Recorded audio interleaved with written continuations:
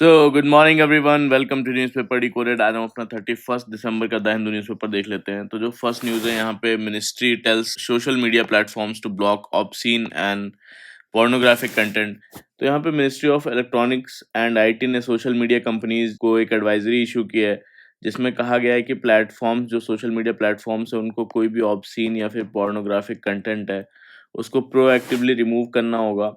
और बड़े प्लेटफॉर्म्स जिनके पास 50 लाख से ज़्यादा यूज़र्स हैं, उन्हें ऑटोमेटिक टेक्नोलॉजी टूल है यूज़ करके ऐसे कंटेंट्स को डिटेक्ट करके उसे तुरंत डिलीट करना चाहिए। और आईटी रूल्स जो हैं 2021 के, उसके हिसाब से प्लेटफॉर्म को इंश्योर करना होता है कि कोई भी उनके जो यूज़र्स हैं, कोई भी ऐसी चीज़ अपलोड, शेयर या पब्लिश या स्टोर ना करें जो कि ऑब्सीन हो या पोर्नोग्राफिक हो, बच्चों के लिए हार्मफुल हो, इल्लीगल हो या अनलॉफुल हो, कोई भी पीडोफिलिक जो है उस पे कंटेंट हो। तो अगर सोशल मीडिया प्लेटफॉर्म्स इन रूल्स को फॉलो नहीं करते हैं तो उनकी जो सेफ हार्बर की जो प्रोटेक्शन है वो खत्म हो जाती है, जो सेक्शन 79 के अंडर मिलती है, अंडर आईटी एक्ट। तो सेफ हार्बर का मतलब होता है कि नॉर्मली प्लेटफॉर्म्स होते हैं, सोशल मीडिया प्लेटफॉर्म्स, उनको यूजर्स उनके प्लेटफॉर्म पे जो भी पोस्ट करते हैं उसके लिए लीगली रिस्पॉन्सिबल वो प्लेटफॉर्म्स नहीं होते हैं। पर ये प्रोटेक्शन तभी मिलती है जब वो रूल्स को फॉलो करे। अगर प्रोटेक्शन एक बार चली गई तो प्लेटफॉर्म्स कोर्ट में लीगली जो है लायबल हो सकते हैं और उनके खिलाफ प्रोसिक्यूशन भी हो सकता है। गवर्नमेंट का कहना है कि जो बड़े प्लेटफॉर्म से अभी भी जो ऑब्सीन और पोर्नोग्राफिक कंटेंट उसको प्रॉपर तरीके से स्क्रीन आउट नहीं कर पा रहे, इसीलिए स्टेप्स जो है वो ज़रूरी हैं। फिर जो नेक्स्ट है यहाँ पे, India is now the fourth largest economy centre. तो यहाँ पे बोलते हैं कि इंडिया ने जापान को पीछे छोड़कर वर्ल्ड की इंडिया जो है फोर्थ लार्जेस्ट इकोनॉमी बन गया है, जिसका जीडीपी का साइज अब 4.18 ट्रिलियन डॉलर हो गया है। और साइज सरकार के मुताबिक जो है, अगर ग्रोथ इसी पेस पर बनी रही तो इंडिया 2030 तक जर्मनी को ओवरटेक करके थर्ड लार्जेस्ट इकोनॉमी बन सकता है, और with a projected GDP of 7.3 trillion dollar. और इंडिया फिलहाल वर्ल्ड की फास्टेस्ट ग्रोइंग मेजर इकोनॉमी है, और 2025 और 26 के जो क्वार्टर टू है उसमें जीडीपी ग्रोथ 8.2% रिकॉर्ड की गई। तो रिपोर्ट्स कहते हैं कि ग्रोथ का मेन ड्राइवर जो है वो प्राइवेट कंजम्पशन और डोमेस्टिक डिमांड बेसिकली रहा है। जो नेक्स्ट है यहाँ पे, गिग वर्कर्स के बारे में है। तो पहले जान लेते हैं गिग वर्कर्स कौन होते हैं। तो गिग वर्कर्स वो लोग होते हैं जो कि परमानेंट नौकरी में नहीं होते हैं, बल्कि इनको शॉर्ट टर्म या फिर टास्क बेस्ड काम दिया जाता है, और इन्हें सैलरी मंथली नहीं मिलती बल्कि पर ऑर्डर, पर राइड या पर टास्क के हिसाब से इनको पेमेंट मिलता है। जैसे एग्जांपल जोमेटो और स्विगी के डिलीवरी पार्टनर्स हो गए, ओला उबर के ड्राइवर्स हो गए, और अर्बन कंपनी के ऑफिशियल्स प्रोफेशनल्स हो गए, अमेजन फ्लिपकार्ट के डिलीवरी एजेंट्स हो गए, ये सारे गिग वर्कर्स होते हैं। तो अभी न्यूज़ क्या है कि जो गिग गिग और प्लेटफॉर्म वर्कर्स हैं उनके यूनियंस ने अनाउंस किया कि वो स्ट्राइक जो है वो कर रहे हैं, क्योंकि उनका कहना है कि उन्हें कोर जो लेबर राइट्स हैं उसे सिस्टमेटिकली एक्सक्लूड किया जा रहा है, और सेंटर से इमीडिएट इंटरवेंशन मांगी गई है उनके यूनियन से, स्पेशली जो फूड डिलीवरी और टैक्सी सर्विस प्लेटफॉर्म्स से उनका जो एक्सप्लॉयटेशन हो रहा है। उनका कहना है कि गिग वर्कर जो है बेसिकली हरासमेंट, डिस्क्रिमिनेशन और अनसेफ कंडीशंस का सामना कर रहे हैं। तो उनकी डिमांड में ये है कि उन्हें बेसिकली 10 से 20 मिनट वाली जो क्विक डिलीवरी मॉडल है उसको स्क्रैप किया जाए, और पर किलोमीटर 20 रुपये मिनिमम जो है फिक्स किया जाए। इमरजेंसी लीव हो, मैटरनिटी प्रोटेक्शन हो, 40,000 रुपये तक मंथली जो है अर्निंग्स गारंटी जैसी डिमांड्स उनके लिए रखी गई हैं इस प्रोटेस्ट में। फिर जो नेक्स्ट है यहाँ पे, Sagarmala board approves 4,300 crore on maritime loans.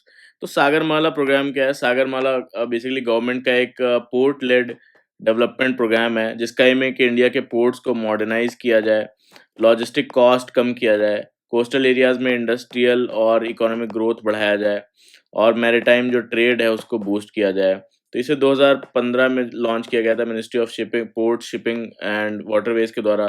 तो सागरमाला इंपॉर्टेंट क्यों है? क्योंकि इंडिया का 90% जो इंटरनेशनल ट्रेड है बाय वॉल्यूम पोर्ट से होता है, और लॉजिस्टिक कॉस्ट इंडिया में ज़्यादा थी कंपेयर टू ग्लोबल स्टैंडर्ड्स। फिर जो नेक्स्ट है यहाँ पे, कार्बन बॉर्डर एडजस्टमेंट मैकेनिज्म से रिलेटेड है। तो पहले ये बता देता हूँ, कार्बन बॉर्डर एडजस्टमेंट मैकेनिज्म क्या होता है। ये बेसिकली यूरोपियन यूनियन का एक रूल है, जिसमें कि जो ये इम्पोर्ट होते हैं यहाँ पे गुड्स, उन पर एक्स्ट्रा टैक्स लगता है उन जिन गुड्स को प्रोड्यूस करने में ज़्यादा कार्बन एमिशन या पॉल्यूशन हुआ है। मतलब जो companies polluting polluting technologies use करके जो है प्रोडक्ट बनाती हैं, उसका प्रोडक्ट यूरोप में ज़्यादा महंगा बिकेगा। तो इंडिया की जो स्टील फैक्ट्री है, कोल बेस्ड फर्नेस यूज़ करती है, यानी हाई पॉल्यूशन होता है, तो ज़्यादा टैक्स लगेगा जो जब यहाँ पे इम्पोर्ट किया जाएगा यूरोप में। तो यूरोप बोलेगा तुमने ज़्यादा कार्बन एमिट किया है, इसलिए हमें एक्स्ट्रा टैक्स जो है पे करो। तो अब ये यूरोपियन यूनियन का जो कार्बन सीबीएम है, ये लागू होने से इंडिया के जो स्टील और एल्यूमीनियम एक्सपोर्टर्स हैं, जो एक्सपोर्ट करते हैं यूरोपियन यूनियन में, उन पे बड़ा इम्पैक्ट पड़ेगा, क्योंकि इम्पोर्ट्स पर प्रोडक्शन के कार्बन एमिशंस पर जो है टैक्स लगेगा। और इंडिया यूरोपियन यूनियन का सेकंड लार्जेस्ट सप्लायर है। पहले ही यूएस के जो 50% एक्स्ट्रा ड्यूटी से कंपनीज प्रेशर में हैं, और अभी क्या है, फर्म बेसिकली अफ्रीका और जो वेस्टर्न एशिया में ऑल्टरनेट मार्केट्स एक्सप्लोर कर रही हैं। फिर जो नेक्स्ट है यहाँ पे, India's domination of global rice trade stocks looming water crisis. तो इस साल इंडिया जो है चाइना को पीछे छोड़कर वर्ल्ड का लार्जेस्ट राइस प्रोड्यूसर बन गया, और इसके लिए सेलिब्रेशन भी हुआ। लेकिन हरियाणा और पंजाब के फार्मर्स खुश नहीं हैं। रिपोर्ट्स दिखाती हैं कि जो राइस फार्मिंग है, ग्राउंड वाटर को डेंजरसली एग्जॉस्ट जो है कर रहा है। पहले जो पानी 30 फीट पर मिलता था, जो कि अब जो है 80 टू 200 फीट तक बोरवेल ड्रिल करना पड़ता है, जिसके लिए जो फार्मर्स के लिए काफ़ी जो एक्सपेंसिव और रिस्की हो जाता है। तो गवर्नमेंट सब्सिडीज़ और एमएसपी सपोर्ट फार्मर्स को राइस उगाने के लिए पुश करता है। इसी वजह से वो जो है लेस वाटर क्रॉप्स पर शिफ्ट नहीं कर पाते और राइस उगाते रहते हैं। तो एक्सपर्ट्स वार्न करते हैं कि इंडिया जैसे वाटर स्ट्रेस्ड कंट्री में राइस एक्सपोर्ट ड्रिवन फार्मिंग जो है अनसस्टेनेबल यहाँ पर हो सकती है। फिर जो नेक्स्ट है यहाँ पे, China set to mandate 50% local gear for chip makers. तो यहाँ चाइना ने अपनी जो चिप इंडस्ट्री है उसमें नए रूल्स लगाए हैं, जिसमें कि न्यू सेमीकंडक्टर कैपेसिटी वाले जो मैन्युफैक्चरिंग प्लांट्स हैं, उनको कम से कम 50% चाइनीज मेड इक्विपमेंट यूज़ करना होगा। और इस पॉलिसी से जो फॉरेन टेक्नोलॉजी डिपेंडेंसी है वो कम होगा, और डोमेस्टिक सेमीकंडक्टर सप्लाई चेन उनका सेल्फ रेजिलिएंट बनेगा चाइना का। तो आज से हम लोग क्या कर रहे हैं कि एनीवेज हम लोग आर्टिकल्स एडिटोरियल्स डिस्कस करते ही हैं। तो आज से हम लोग क्या करेंगे कि सारे एडिटोरियल्स का वे फॉरवर्ड ज़रूर देखेंगे, जो कि आप मेंस में यूज़ कर सके अपने। फिर जो नेक्स्ट है यहाँ पे, the India New Zealand FTA unlocking growth. तो यहाँ पे ग्लोबल बोलते हैं कि ग्लोबल ट्रेड सिस्टम जो है आज काफ़ी अनप्रिडिक्टेबल हो चुका है, लेकिन इंडिया अपने आप को एक रिलायबल और जो रेजिलियंट ट्रेडिंग पार्टनर के रूप में इस्टेब्लिश कर रहा है। तो इसी कॉन्टेक्स्ट में इंडिया और न्यूजीलैंड का जो फ्री ट्रेड एग्रीमेंट है, जो दिसंबर में इसी मंथ साइन हुआ, अनाउंस हुआ, एक मेजर माइलस्टोन जो है माना जा रहा है। और ये एफटीए दिखाता है कि बेसिकली अपनी इंडिया अपनी जो ट्रेडिंग पार्टनरशिप है डाइवर्सिफाई कर रहा है, और ग्लोबल लेवल पर उसकी जो इकोनॉमिक क्रेडिबिलिटी है वो बढ़ रही है। तो नेगोशिएशन सिर्फ जो है 9 मंथ्स के अंदर कंप्लीट हुई, जो कि पॉलिटिकल विल का सिग्नल है। यहाँ पर इस डील का focus basically service, labour mobility, skilled workforce के मूवमेंट पर है, जहाँ इंडिया का जो कंपैरेटिव एडवांटेज है यहाँ पर। और न्यूजीलैंड में इंडिया को अब तक का जो वाइडेस्ट सर्विस एक्सेस दिया गया है, यानी कि IT, fintech, telecom, tourism, education, construction sector जैसे सेक्टर्स में। और साथ ही $20 बिलियन का इन्वेस्टमेंट कमिटमेंट भी अनाउंस किया गया है न्यूजीलैंड के द्वारा इंडिया में। और स्किल्ड प्रोफेशनल्स के लिए work visa, post study work, और जो मोबिलिटी प्रोविजंस हैं यूथ्स और जो प्रोफेशनल्स के लिए न्यू अपॉर्चुनिटीज़ क्रिएट करेंगे। एक्सपोर्ट साइड पर न्यूजीलैंड जो है 100% टैरिफ लाइन जो है एलिमिनेट करेगा इंडिया के लिए, जबकि 70% जो टैरिफ एक्सेस जो है इंडिया देगा न्यूजीलैंड को, जैसे textile, leather, pharma, engineering, agricultural जो प्रोडक्ट्स हैं उसमें उनको सेंसिटिवली हैंडल किया गया है, जैसे कि dairy, sugar, spices, edible oil, इन पर कोई भी ड्यूटी कट नहीं हुआ है, और ताकि इंडियन फार्मर्स को नुकसान ना हो। चैलेंज ये है कि जो इंडिया में एफटीएज हैं उनका यूटिलाइजेशन सिर्फ 25% जो है वो रहता है, और अवेयरनेस, कंप्लायंस और नॉन ट्रेड बैरियर्स के कारण इनका जो यूटिलाइजेशन है वो बहुत कम है। यहाँ पे आगे क्या हो सकता है कि जो बिज़नेस है उनको एफटीएज़ की अवेयरनेस और जो कंप्लायंस ट्रेनिंग देनी ज़रूरी है, ताकि बेनिफिट्स एक्चुअल एक्सपोर्टर्स में कन्वर्ट हो। सेकंड है जो सर्विस ट्रेड है, स्किल पार्टनरशिप है, स्टूडेंट मोबिलिटी है, उसको एग्रेसिवली लिवरेज करना होगा। थर्ड है कि एमएसएमईज़ को हैंड होल्डिंग सपोर्ट दिया जाए, किसमें डॉक्यूमेंटेशन में, सर्टिफिकेशन में, लॉजिस्टिक्स के लिए। फोर्थ है रेगुलेटरी कोऑर्डिनेशन एंड जो नॉन ट्रेड बैरियर रिडक्शन किया जाए, उस पर कॉन्टिन्यूअस एंगेजमेंट रखा जाए। तो इंडिया को एफटीएज को स्ट्रेटेजिक टूल्स के रूप में यूज़ करना चाहिए कॉम्पिटिटिवनेस, वैल्यू चेन इंटीग्रेशन और जॉब जनरेशन के लिए। फिर जो नेक्स्ट है यहाँ पे the headwinds facing the economy are not going away soon. तो यहाँ पे नवंबर बोलते हैं 2025 में इंडिया का जो इंडेक्स ऑफ इंडस्ट्रियल प्रोडक्शन है उसमें 6.7% वो बढ़त हुई उसमें, और जो कि लास्ट 25 मंथ्स में सबसे फास्ट जो है ग्रोथ थी। और मैन्युफैक्चरिंग सेक्टर ने भी लगभग 8% की ग्रोथ दिखाई, जो देखने में तो स्ट्रांग लगता है, लेकिन स्पेशली अक्टूबर में ग्रोथ स्लो थी। लेकिन इकोनॉमिस्ट के अकॉर्डिंग ये जो ग्रोथ है वो सस्टेनेबल ट्रेंड नहीं है, बल्कि सीजनल और वन टाइम फैक्टर का रिजल्ट है। इसमें बहुत सारे डेटा दिया हुआ है, क्यों ऐसा हुआ, क्यों नहीं हुआ। मैं आपको वे फॉरवर्ड बताता हूँ कि इसमें क्या हो सकता है। एक तो हमें डोमेस्टिक जो डिमांड है वो स्ट्रेंथन करनी होगी, रूरल इनकम, रियल वेज और जो कंजम्पशन है उसको सपोर्ट करना होगा। सेकंड है प्राइवेट इन्वेस्टमेंट को बूस्ट करना होगा, जिसमें ease of doing business, credit support और एमएसएमईज़ की जो प्रोडक्टिविटी है उसको पुश करना होगा। थर्ड है एक्सपोर्ट कॉम्पिटिटिवनेस को इम्प्रूव करना होगा, यानी लॉजिस्टिक्स, टैरिफ रैशनलाइजेशन और टेक्नोलॉजी का अडॉप्शन करना होगा। फोर्थ है supply chain resilience and diversification, यानी इम्पोर्ट इससे डिपेंडेंसी हमारी कम करनी ज़रूरी है होगी। और जो फिफ्थ बेसिकली पॉलिसी स्टेबिलिटी और स्ट्रक्चरल रिफॉर्म्स, ताकि जो ग्रोथ है टेम्परेरी स्पाइक्स के बजाय सस्टेन्ड ट्रेजेक्टरी जो है उसकी बन सके इंडिया के लिए। फिर जो नेक्स्ट है यहाँ पे prioritising cleft care as a health issue. तो ये क्लेफ्ट क्या होता है, क्लेफ्ट लिप या क्लेफ्ट पैलेट क्या होता है? ये बेसिकली एक बर्थ डिफेक्ट होता है, मतलब बच्चा जब पैदा होता है तब से ही होता है। इसमें क्लेफ्ट लिप में क्या होता है कि अपर लिप में जो है वो गैप हो जाता है या फट सा जाता है, कभी कभी एक साइड कभी कभी दोनों साइड में। और क्लेफ्ट पैलेट क्या होता है, इसमें मुंह के अंदर का जो पैलेट होता है, तालू होता है, उसमें गैप हो जाता है, जिससे कि खाना, बोलना, साँस लेना, सुनने पर भी जो है इफ़ेक्ट पड़ता है। और ये जब प्रेगनेंसी के दौरान जब फेस की टिश्यूज़ प्रॉपर्ली फ्यूज़ जो है नहीं हो पाती हैं, तब अपर लिप या माउथ के रूफ में गैप या फिर उसमें जो है छेद सा हो जाता है। तो यहाँ पे बताया गया है कि पिछले 25 सालों में इंटरनेशनल जो एनजीओ है, स्माइल ट्रेन, इसने इंडिया में लगभग 7.5 लाख से ज़्यादा की फ्री क्लेफ्ट सर्जरीज़ जो है वो कराई हैं। साथ ही जो अदर एनजीओज़ है जैसे mission smile, operation smile, transforming cleft foundation, इन्होंने भी मिलकर जो है 15 लाख बच्चों को बेनिफिट दिया है। लेकिन बोलते हैं कि प्रॉब्लम अभी भी बड़ी है। इंडिया में हर 700 बच्चों में 1 बच्चे में क्लेफ्ट लिप या फिर पैलेट डिफ़ॉर्मिटी के साथ वो बॉर्न होता है, और हर साल 7,000 सर्जरीज़ जो है बैकलॉग में ऐड हो जाती हैं। तो क्लेफ्ट लिप या पैलेट सिर्फ़ कॉस्मेटिक इश्यू नहीं है, ये स्पीच, ब्रीदिंग, फीडिंग और हियरिंग और मेंटल हेल्थ को भी अफ़ेक्ट। सर्वेज़ के हिसाब से हर साल 36,000 क्लेफ्ट केसेज़ आते हैं, जिसमें से ज़्यादातर फैमिलीज़ जो है गवर्नमेंट हॉस्पिटल पर डिपेंड होती हैं। बट वहाँ पर स्पेशलाइज़्ड डॉक्टर, इंफ्रास्ट्रक्चर और काउंसलिंग की कमी होती है। तो बहुत सारी फैमिली सर्जरी कॉस्ट की वजह से ट्रीटमेंट डिले करती हैं, जैसे माल न्यूट्रिशन और साइकोलॉजिकल ट्रॉमा का रिस्क जो है जिससे बढ़ जाता है। एनजीओज़ मोस्टली जो है वो ये सिटी हॉस्पिटल के साथ काम करती हैं, जबकि जो रूरल एरियाज़ हैं वहाँ पर अवेयरनेस और जो एक्सेस है वहाँ पर वीक है। तो इंडिया में क्लेफ्ट को अभी तक नेशनली नोटिफिएबल डिजीज़ नहीं माना गया है, जिससे कि डेटा और जो मॉनिटरिंग है वो काफ़ी इस चीज़ के लिए वीक है। तो हमें क्या करना चाहिए, एक तो क्लेफ्ट डिफ़ॉर्मिटी को नेशनल हेल्थ प्रायोरिटी जो है डिक्लेयर किया जाना चाहिए नोटिफिएबल कंडीशंस के साथ। सेकंड है कि गवर्नमेंट हॉस्पिटल्स को अपग्रेड किया जाना चाहिए, स्पेशलाइज्ड ट्रेनिंग और काउंसलिंग सपोर्ट इंश्योर हो इस चीज़ के लिए।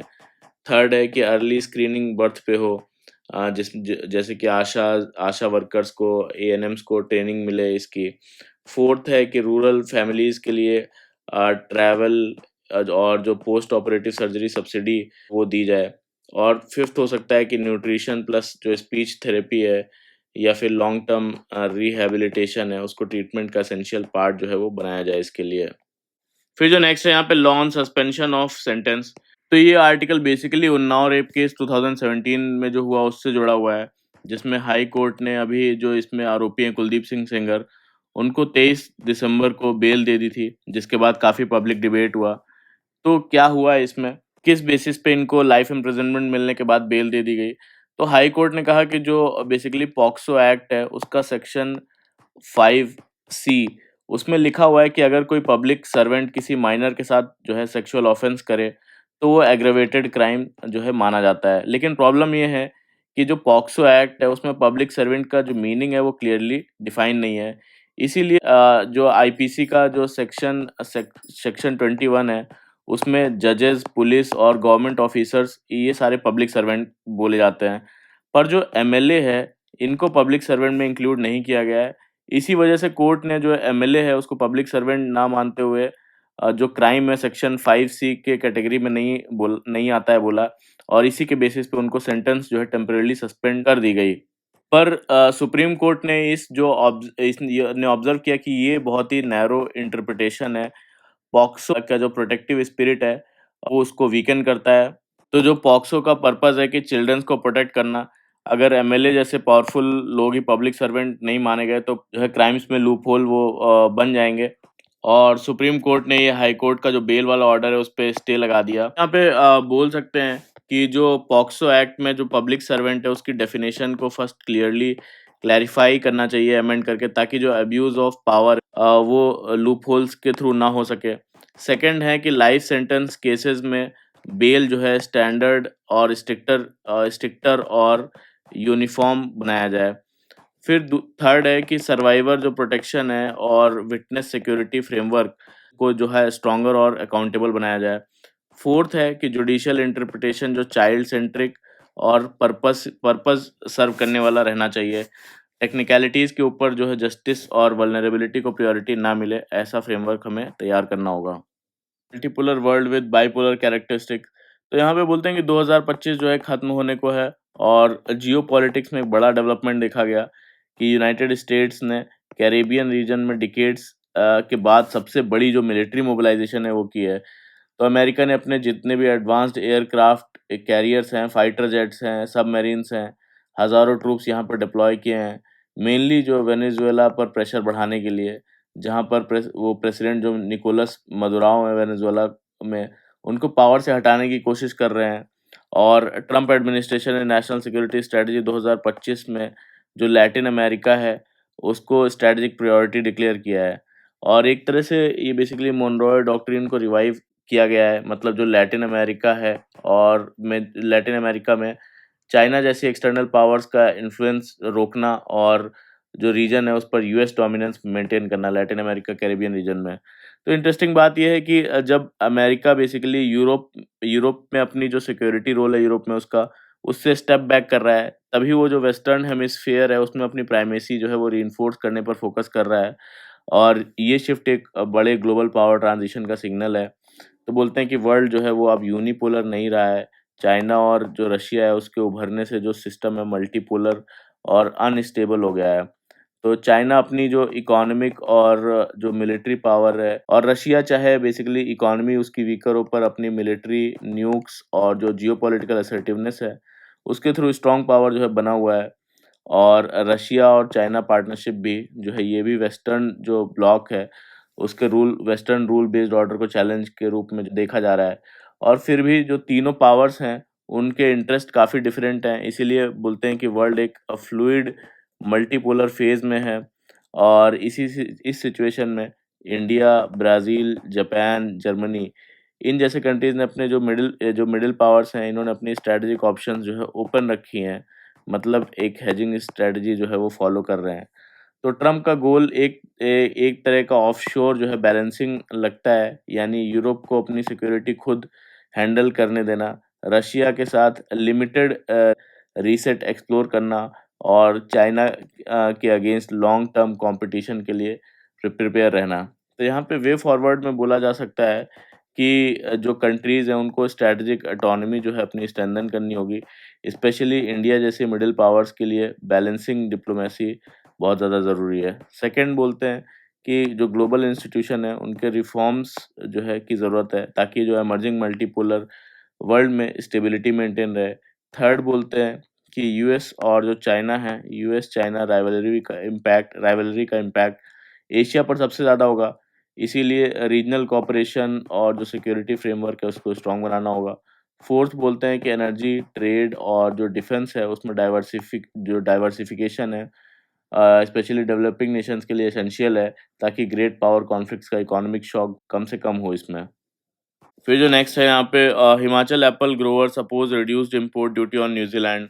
तो यह हिमाचल प्रदेश के एप्पल ग्रोवर्स ने चिंता जताई है कि सेंटर का जो न्यूजीलैंड के साथ फ्री ट्रेड एग्रीमेंट है उस पर एप्पल्स पर 50% तक इंपोर्ट ड्यूटी जो लगती है न्यूजीलैंड के एप्पल्स पे वो घटाकर 25% पर करने का प्रपोजल है, जिससे जो एप्पल फार्मर्स हैं उनकी लाइवलीहुड पर बड़ा इम्पैक्ट पड़ सकता है। और ऑलरेडी बोलते हैं कि जो एप्पल ग्रोवर फार्मर्स हैं already climate change, rising cost और लेबर शॉर्टेज और लो मार्जिन से स्ट्रगल कर रहे हैं। उन्होंने बताया कि जो एप्पल की इंडस्ट्री है, हिमाचल हिमाचल की जो एप्पल इंडस्ट्री है वो 5,500 करोड़ की इकोनॉमी को सपोर्ट करती है। उनकी वार्निंग है कि अगर ये ट्रेड डील जो है लागू होती है तो अदर जो एप्पल एक्सपोर्टिंग कंट्रीज हैं वो भी सिमिलर कंसेशंस जो है आगे मांग सकते हैं, जो फार्मर्स के लिए जो है डिजास्टरस होगा। फिर जो नेक्स्ट है यहाँ पे खालिदा जिया, जो कि अब बांग्लादेश की फर्स्ट वुमेन प्राइम मिनिस्टर रही हैं और वो अब नहीं रही। तो इंडिया के साथ उनके पॉलिटिकल रिलेशंस बेसिकली 1970s से लेकर 21st सेंचुरी तक चले। और उस वक्त जो इंडिया और बांग्लादेश है उनके टाइज एक जो सेंसिटिव फेज में थे। तो 1991 में डेमोक्रेसी के बाद वो जो है प्राइम मिनिस्टर बनी और इंडिया ने उनके जो साथ बायलैटरल रिलेशंस स्ट्रेंथन करने पर फोकस किया।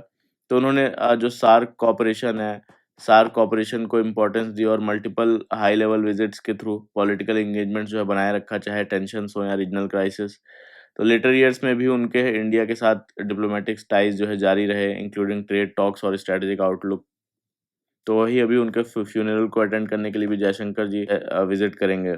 नेक्स्ट है यहाँ पे हिंदुस्तान एरोनॉटिक्स लिमिटेड ने एक बड़ा माइलस्टोन अचीव किया है, जब उसने Dhruv NG helicopter, new generation helicopter ने बेंगलुरु में जो है अपना मेडन फ्लाइट सक्सेसफुली कंप्लीट किया। इसके साथ हिंदुस्तान एरोनॉटिक्स लिमिटेड ने सिविल हेलीकॉप्टर मार्केट जो है उसमें ऑफिशियल एंट्री कर ली है और इंडिया की सेल्फ रिलायंस सिविल एविएशन को बूस्ट मिला है। तो इवेंट के दौरान जो है जो एचएएल है उसको डीजीसीए सर्टिफिकेशन भी मिला फॉर इंडिजिनस शक्ति सिविल इंजन।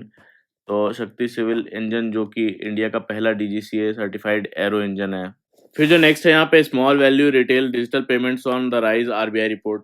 तो यहाँ पे आरबीआई की रिपोर्ट के अकॉर्डिंग जो स्मॉल वैल्यू डिजिटल पेमेंट्स हैं वो फास्ट ग्रो हो रहे हैं। 2024-25 में जो डिजिटल पेमेंट है, डिजिटल पेमेंट वैल्यू में 17.9% बढ़े हैं और इंडिया के टोटल पेमेंट जितने भी होते हैं उसमें 97.6% जो हिस्सा है वो है डिजिटल पेमेंट्स का है, जबकि चेक बेस्ड पेमेंट वो सिर्फ 2.4% ही रहे।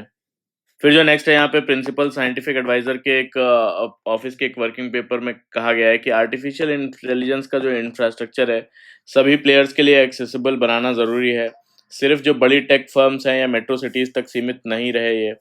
तो पेपर में कहा गया है कि जो कंप्यूट पावर है, क्वालिटी डेटाबेस है, आर्टिफिशियल इंटेलिजेंस टूल्स हैं, इनको डेमोक्रेटाइज किया जाए ताकि ज़्यादा से ज़्यादा लोग जो है रिस्पॉन्सिबल एआई जो है बिल्ड कर सकें और डिप्लॉय कर सकें। और इंडिया का जो इंडिया एआई मिशन है उसके अंडर गवर्नमेंट रिसर्चर्स और स्टार्टअप्स को जो है ग्राफिक प्रोसेसिंग यूनिट्स जो है प्रोवाइड कर रहा है। तो रिपोर्ट में वार्न किया गया है कि एआई इंफ्रास्ट्रक्चर का जो एक्सपेंशन है एनर्जी यूज़ और डेटा सेंटर पर जो है लोड बढ़ाता है, इसीलिए सस्टेनेबल ग्रोथ और वाइडर एक्सेस पर जो है फोकस होना चाहिए, स्पेशली एग्रीकल्चर और एजुकेशन सेक्टर में। फिर जो नेक्स्ट है यहाँ पे यूएस प्रेसिडेंट डोनाल्ड ट्रम्प ने वार्न किया है कि ईरान जो है अगर अपना न्यूक्लियर प्रोग्राम दोबारा से स्टार्ट करने की कोशिश करेगा तो अमेरिका फिर से जो है मिलिट्री स्ट्राइक्स वहाँ पे करेगा। फिर जो नेक्स्ट है यहाँ पे रशिया ने कहा है कि यूक्रेन द्वारा कल जो रशिया के प्रेसिडेंशियल रेजिडेंस पर ड्रोन अटैक्स करवाए गए, कराने के जो आरोप हैं उसके बाद वो जो रशिया है वो अपना पीस टॉक्स में अपनी जो पोजीशन है वो नेगोशिएशंस में पोजीशन टफ करेगा। और यूक्रेन ने इन इल्ज़ामों को झूठ और एविडेंसलेस बताया है। ये कहा है कि रशिया सिर्फ वॉर बढ़ाना चाहता है और रशिया ने वार्न किया है कि इसका मिलिट्री रिस्पॉन्स भी हो सकता है जो ट्रम्प लेड जो पीस एफर्ट्स है उनको और भी कॉम्प्लिकेट करेगा यहाँ पे। फिर जो नेक्स्ट है यहाँ पे China fires missiles on second day of live fire military drills around Taiwan. तो यहाँ पे चाइना ने ताइवान के अराउंड मिसाइल्स जो है लॉन्च किए और fighter jets navy ships deploy करके जो second day live fire drills conduct किए। चाइना बेसिकली ताइवान को अपनी टेरिटरी मानता है और ये जो है ये बेसिकली तब किया जा रहा है जब यूएस का जो आर्म सेल्स है, ताइवान को यूएस ने आर्म सेल्स किए और जापान के ताइवान रिलेटेड सिक्योरिटी जो कमेंट्स के बाद जो है ऐसा आया है। तो चाइना ने वार्न किया है कि यूएस और ताइवान डिफेंस टाइज को स्ट्रॉन्ग रिस्पॉन्स जो है वो दिया जाएगा। तो ये था पूरा आज का हमारा द हिंदू का न्यूज़ डिस्कशन। कैसा लगा आप लोग ज़रूर बताइएगा। लाइक भी कर लीजिएगा मेरा वीडियो, कमेंट करके बताइएगा कैसा लगा। सब्सक्राइब कर लीजिएगा मेरा चैनल और शेयर भी करिएगा अपने फ्रेंड्स के साथ। So thank you very much for the discussion.